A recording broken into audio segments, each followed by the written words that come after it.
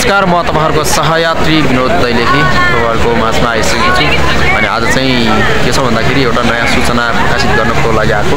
अनि यता हामी चाहिँ टक्करमा चाहिँ केदारनाथमा चाहिँ कामको सिलसिलामा आएको गाई चाहिँ। अनि यहाँ चाहिँ कस्तो भन्दाखेरि माहौल नै अलि बेग्लै छ नि त यहाँ त।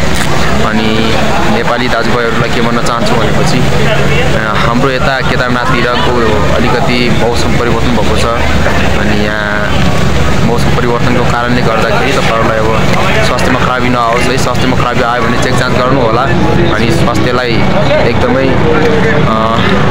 तन्दुरुस्ती बनाउनको लागि है तपाईहरुले अब आफ्नो स्वास्थ्य पैसा मात्रै नहेर्नु होला के अरे। पैसा हेर्नु भने त अब आफ्नो स्वास्थ्यको खराबी हुन्छ।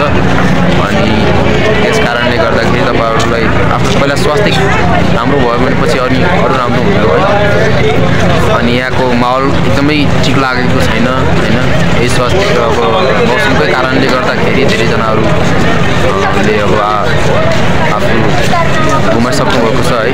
अनि यहाँ हेरि देखिसक्नु भएको छ होला सूचनामा पनि। अनि हेलिकप्टर जस्ता दुर्घटनाहरु पनि भइरहेछन्। अनि सचेत बन्नु होला के अरे।